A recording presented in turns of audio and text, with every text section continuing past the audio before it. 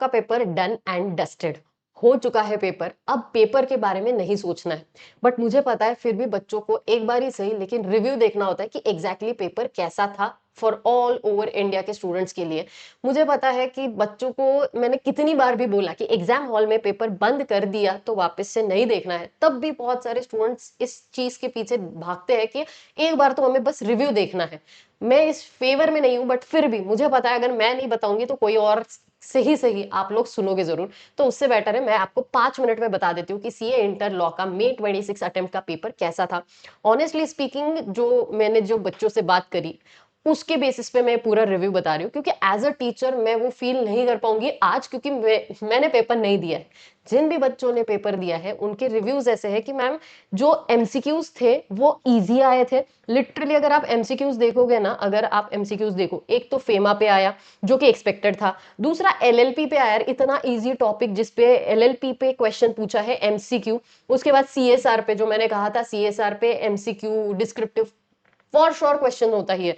तो एक तो एमसीक्यू उस पे था, और एजीएम ईजीएम स्पेशल नोटिस, जो नोटिस वाला जो स्पेसिफिक एक पार्ट होता है ना, सेक्शन 96 से लेके 102 तक का, वहां से कहीं ना कहीं से तो क्वेश्चन बनता है। मैंने कहा था आप लोगों से, तो वो क्वेश्चन श्योर शॉर्ट जहां से आता है उस पे था, और एक था डिपॉजिट पे। Again that was the expected question. So law के अगर मैं एमसीक्यूज की बात करूं स्पेशली, तो मुझे ऐसा लगता है कि इजी था। बस स्टूडेंट का ये कहना था कि मैम देखो, दो तीन कॉन्सेप्ट्स को मिक्स करके, जो हम लोग इवन रेगुलर लेक्चर्स में भी हम लोग यही प्रैक्टिस करते हैं कि यार दो जगहों के तीन जगहों के कॉन्सेप्ट्स को क्लब करके जब क्वेश्चन बनेगा, are you able to answer for that. तो ये जो हम लोगों ने प्रैक्टिस करी थी वो सारी काम में आई, क्योंकि ऐसा ही पूरा एमसीक्यू का पैटर्न था।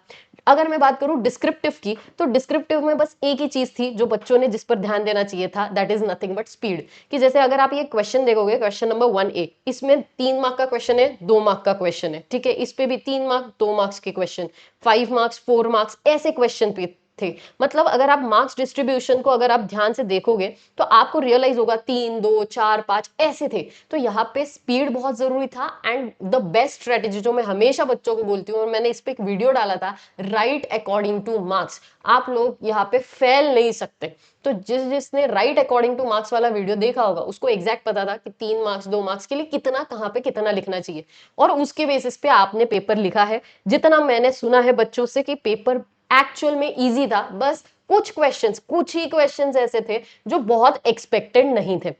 जो एक्सपेक्टेड क्वेश्चंस का पीडीएफ भी मैंने डाला था, अगर आप लोगों ने देखा होगा कि एक्सपेक्टेड सीए इंटर के एक्सपेक्टेड क्वेश्चंस का जो पीडीएफ था, उसमें मैंने काफी सारी चीजें कवर करी थी। जैसे कि सीएसआर के बारे में बताया था, मैंने कहा था आप लोगों से कि सीएसआर पे क्वेश्चन बनेगा। दूसरा जो वॉलेंट्री रिविजन पर क्वेश्चन बनेगा। फेमा तो मैंने बोला ही था कि आपको करके ही जाना है। हार्मोनियस कंस्ट्रक्शन बताया था। तो बहुत सारे ऐसे टॉपिक है कि जिससे क्वेश्चन बनेंगे, एजीएम ईजीएम, तो वो सारे के सारे टॉपिक्स वैसे के वैसे आपके पेपर में थे।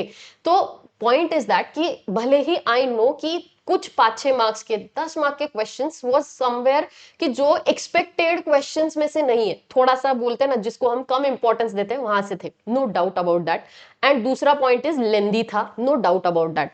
बट अगर आप लोगों को मैं ये कहती हूँ कि 100 मार्क्स का क्वेश्चन पेपर आप पूरा सॉल्व करके आना, तो वो एज अ टीचर कहती हूँ, ठीक है। बट इसका मतलब ये नहीं है कि आप लोगों ने 80 मार्क्स का, 80 to 90 मार्क्स का लिखा होगा तब भी ठीक है। 10 मार्क्स का छूट गया, 15 मार्क का छूटा, कोई दिक्कत नहीं है।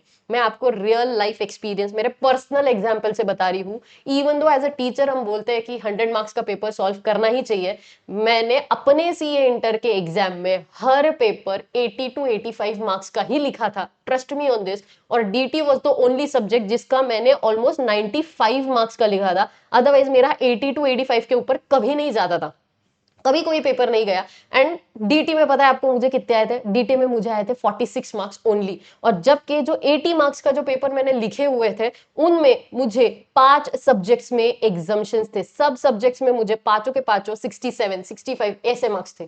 तो आपको बस अपने ऊपर भरोसा रखना है, आपने जो लिखा होगा वो बहुत अच्छा लिखा होगा। अगर ये बात सही है, आपको पता है कि आपने जो लिखा है वो अच्छा लिखा है, तो ठीक है यार, नहीं हुआ पेपर कंप्लीट, कोई दिक्कत नहीं है। लेंदी था ना, इट्स ओके।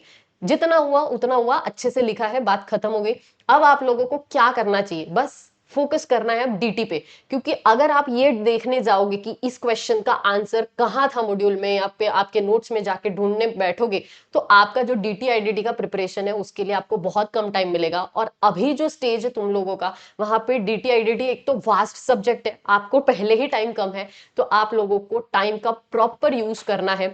डीटी के जो मोस्ट इंपॉर्टेंट क्वेश्चंस है, या जहां पे आपको पता है कि जहां जहां से क्वेश्चंस बनते हैं, पीजीबीपी जैसा टॉपिक, जितने भी टॉपिक है बहुत अच्छे से करो।